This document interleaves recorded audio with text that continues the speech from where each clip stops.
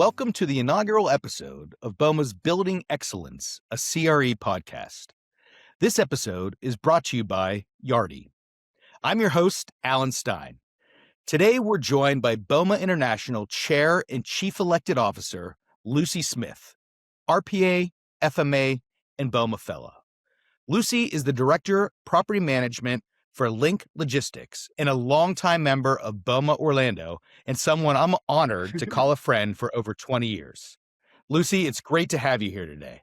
Thank you so much, Alan. I really appreciate it. I've been really looking forward to our discussion today. As you know, BOMA's members are managing and owning everything from industrial, office, medical, retail, mixed use, all of that good stuff, you name it. I come from an industrial background, so while we'll talk about my industrial world, I'll also try to tie it back into those other asset classes as well. Awesome. And I'm going to talk a little bit today also about your time in your leadership position That's as right. well. So, Looking forward to it. Well, before we dive in, let's get into a big picture conversation. Let's loosen things up a little bit and get to know you beyond the title. Okay. So we'll kick things off with quick game of rapid fire. Are you ready? I'm ready. Let's do it. Okay. Morning person or night owl? That's the easy one. Morning person for sure. Much better in the morning. Favorite weekend activity? I like to do anything RVing related. I like to camp all over the place. We're in a bunch of different camping groups and anything with the grandkids. Great. First job ever?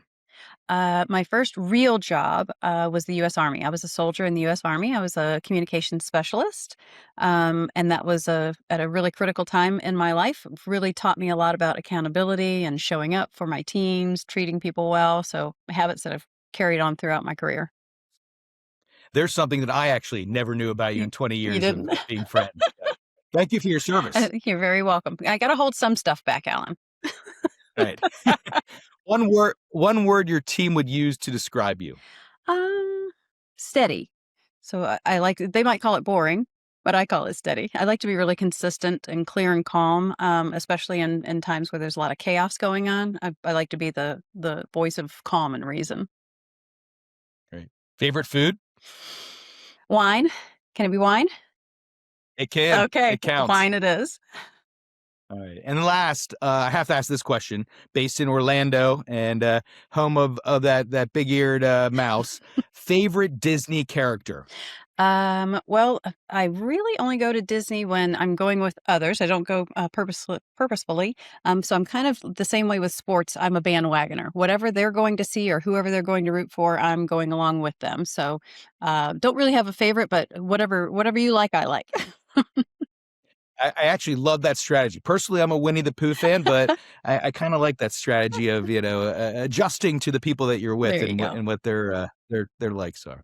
All right, now that we've got a quick snapshot of who you are outside the office, let's zoom out and talk a little bit about your career journey and specifically the industrial asset class at large. You've had such a dynamic career. Can you walk us through your experience and what ultimately led you to where you are today? So the majority of my career has definitely been specializing in industrial, but I have managed pretty much all asset classes at one point, maybe not for long periods, but at some point I have. But it has always been grounded in operations. I've always been on the management side, assisting asset management sometimes, but always making sure that our buildings are operating the way that they should. Our customers are being treated as top tier customers in the buildings, and that my teammates and experiences as teammates with me is exemplary, and they're engaged and they want to continue uh, exceeding expectations with our customers as well as with the company that we're working for. um, I've learned throughout my career that there are lots of ups and downs in our business, and so a lot of adjustments that need to be made along the way. So being really clear and being really consistent with our teams and with our customers and within the company is absolutely imperative. Um, Yeah. and that's the great thing about BOMA. No matter what we're doing, if it's the apocalypse, if it's if it's the pandemic, whatever it is, BOMA always gives us the tools to help operate in whatever season we happen to be in.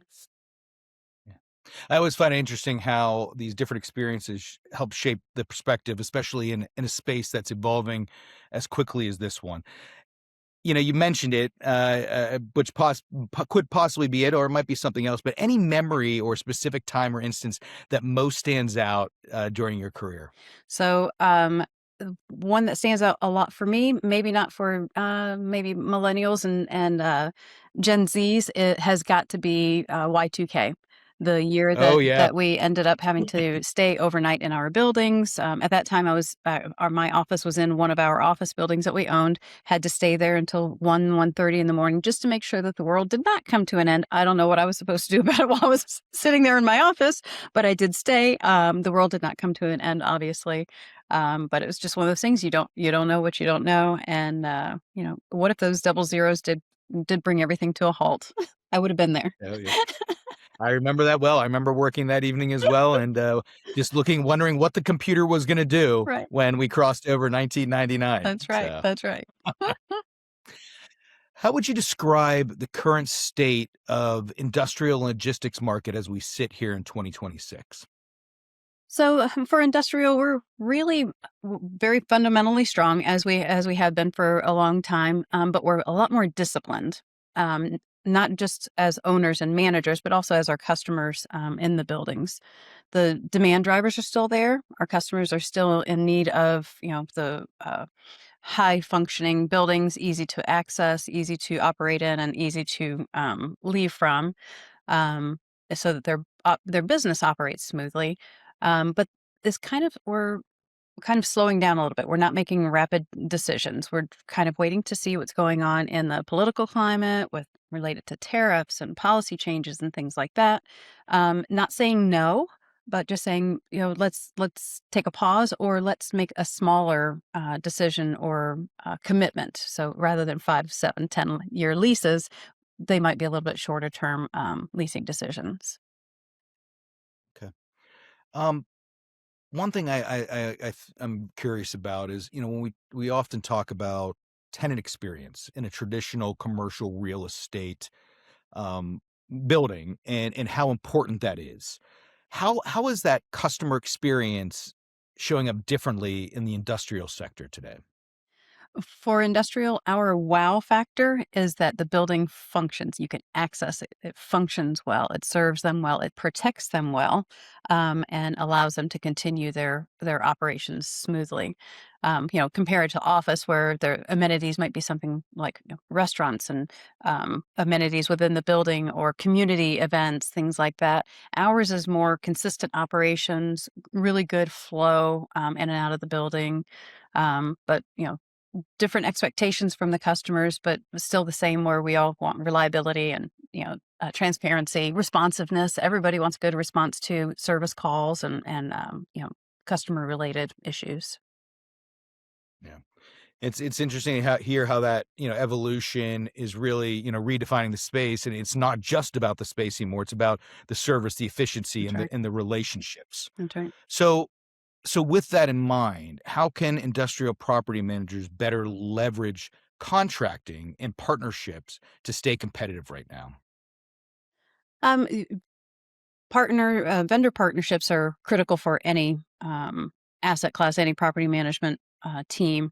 But the best teams are out there building vendor ecosystems. We're not doing Rolodexes. We're not just doing call lists. We're not we not the printout that sits in your binder and you call them at 2 a.m. It's an entire ecosystem. We help them. They help us. We know that we can rely on them as a resource.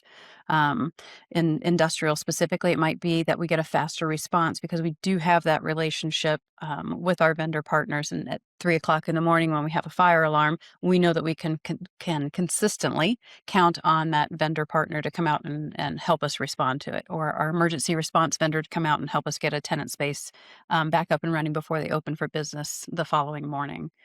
In medical, it's reliability and compliance. Office, it might be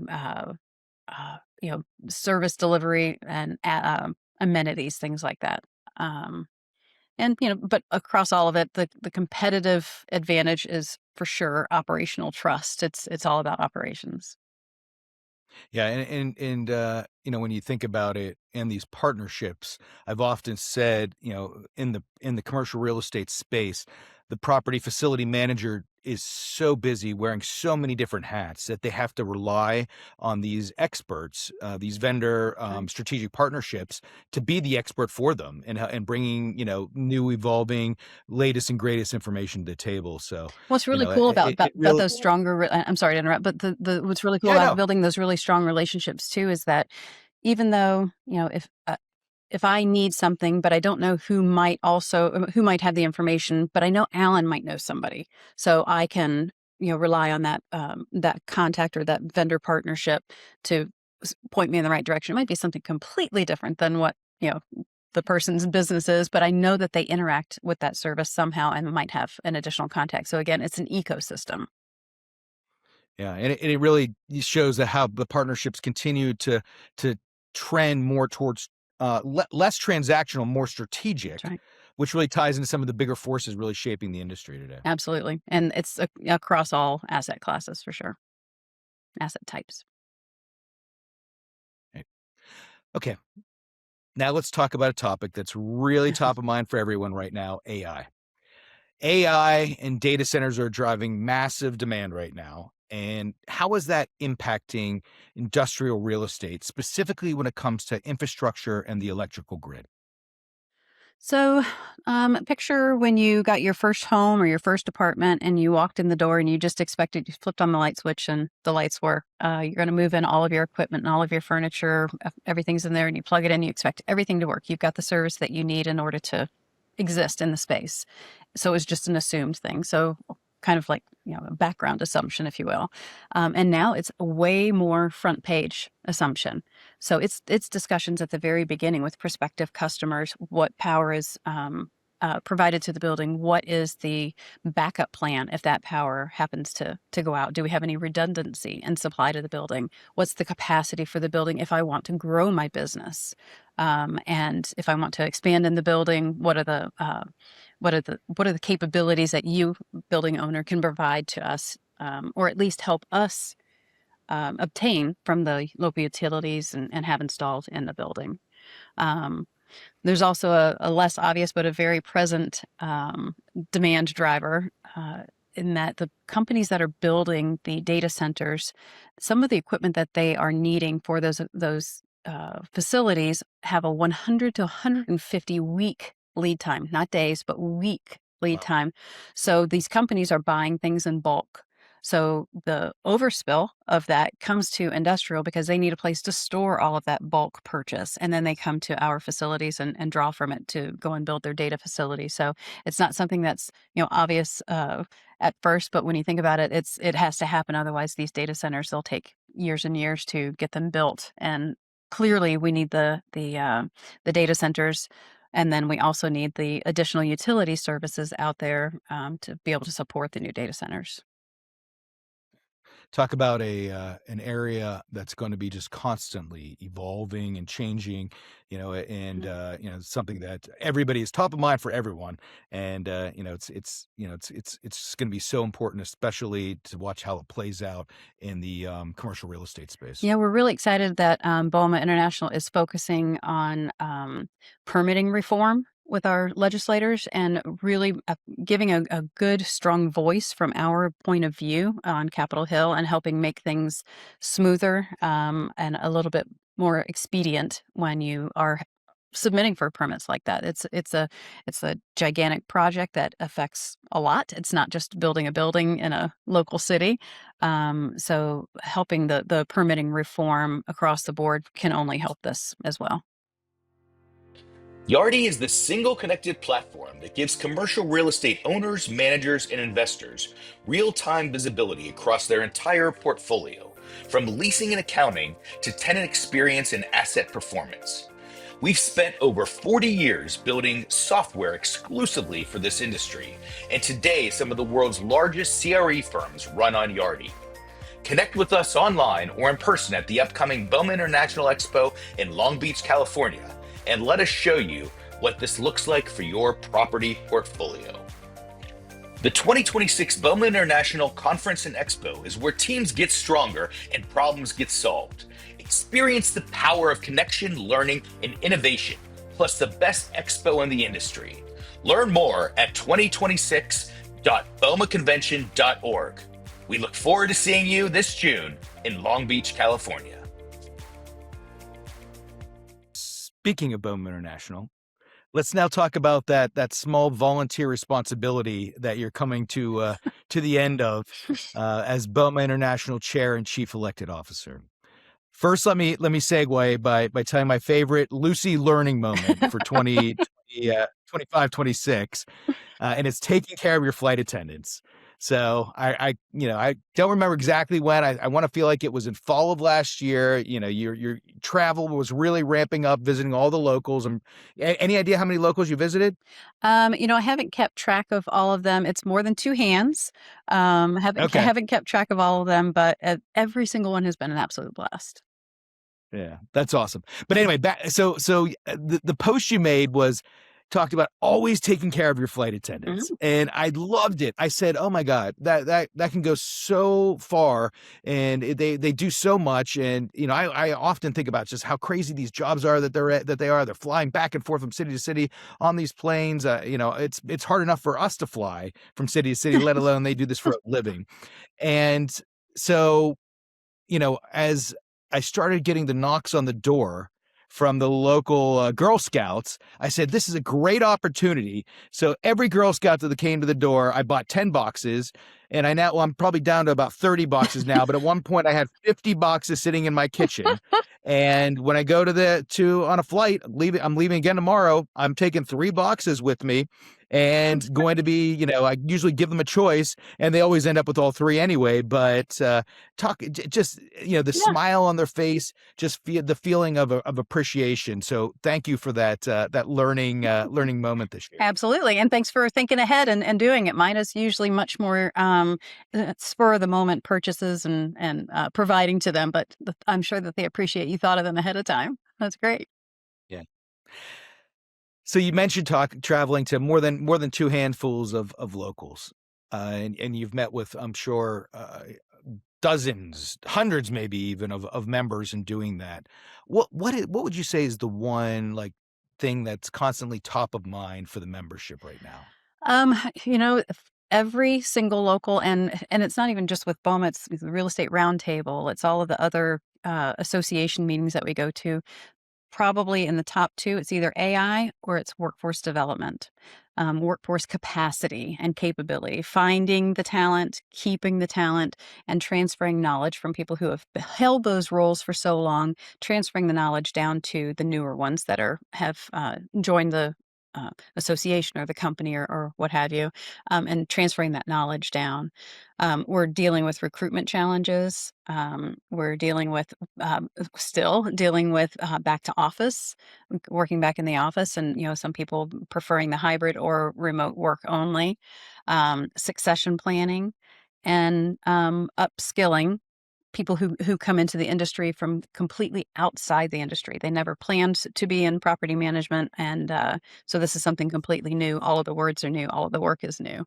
Um, but what I really like is that each and every place that I've talked with and we've tried to work through this with, they all have the same idea in mind, and have very specific requests rather. They're looking for ways to improve mentorship. They're looking for clearer career pathways on the engineering side as well as the property management side, and to make the ways to make the industry more visible to younger professionals. So how much earlier do we need to get out there in front of them to make them aware of this career path? So and this is for industrial, office, medical, all of the asset types, and again, at property management and engineering. Both of those career paths are struggling to get people to come in. A lot of baby boomers are retiring, and not as many Gen Zs, or soon to be coming into the market workforce is Generation Alpha, and just not as many as are leaving. So. Any words of wisdom from your perspective on how organizations can better bridge that divide and create stronger, more connected teams? It's one of my favorite things to talk about when I go to the locals. Um, the the generational divide or gap or whatever you want to call it, revolution. There we go, generational revolution.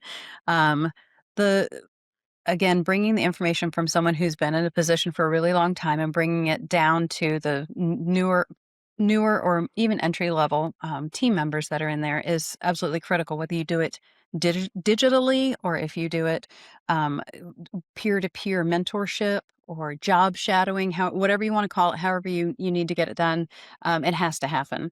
There's no other way for this new group coming in to be successful if they don't have the data and the information that they need to make them successful. Um, when companies focus on making sure that data transfer does happen and does it consistently. It's not just onboarding the first 2 weeks that you come into your job or into your company, but it's consistently throughout your career there. They're going to be wildly successful and have a much better culture within their company and much more loyalty from the team members that they hire. Yeah, that knowledge transfer, as I like to call it, is Mhm. so critical in that But, transition.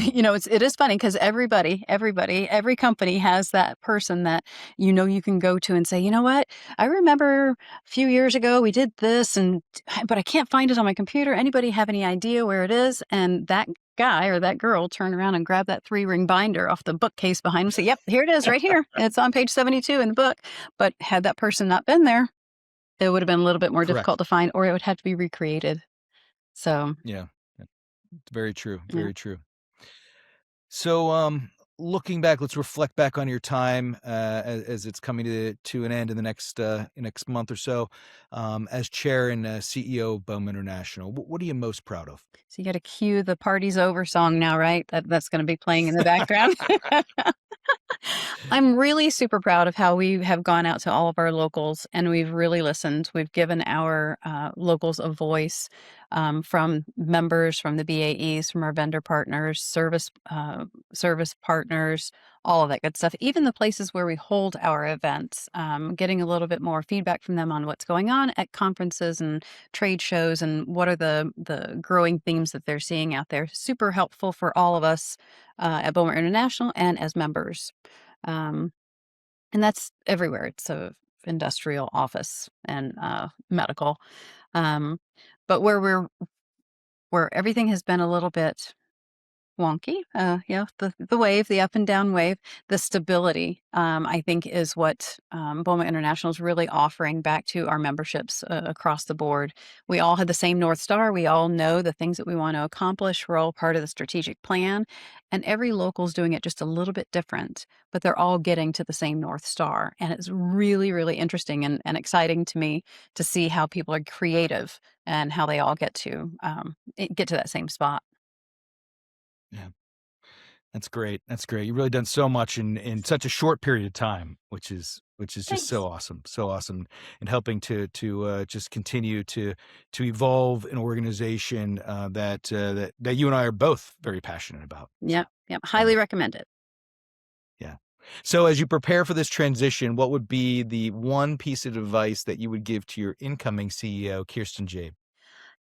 Kirsten's gonna do a great job. I'm really excited about seeing her, stepping in at the end of June. My advice would be to continue to keep the member's voice at the center of everything. Everything we do is to promote and, advance our community, our profession, and we've gotta listen to what it is that the members are asking for and what the members are needing out in their communities and helping provide that, to them, whether it's deep dives or white papers or in-person visits, strategic planning, board processes, whatever it is that they need to make their locals and their members successful. Mm, that's great. She's going to do a great job as She well. is. It'll She be is. wonderful. It's going to be a lot of fun Yeah. watching her. All right. So to wrap things up, if there's one thing you want listeners to take away from this moment in the industry, what would it be? This moment that we're in right now is a moment of reinvention. This is a really great opportunity for all of us to optimize what we do as a profession and in our different asset types. It's a very positive thing, and again, it's an opportunity. Industrials optimizing for reliability and scale for all different types of users. Office is redefining value and the customer experience. Retail is really sharpening their relevance. I'd said relevance. It's relevance. Sorry, I don't know why that word is a tongue twister for me. It is.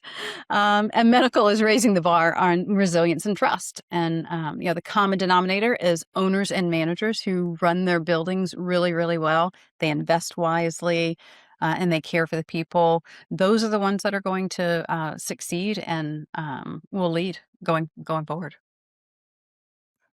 That's wonderful. That's great.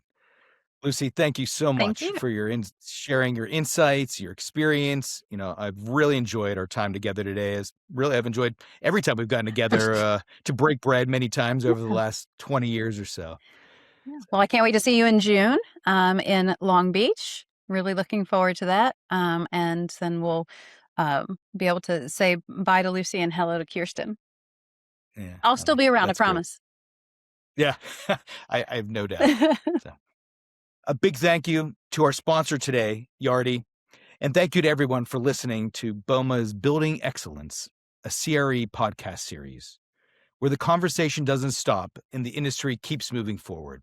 Until next time, this is Alan Stein, signing off.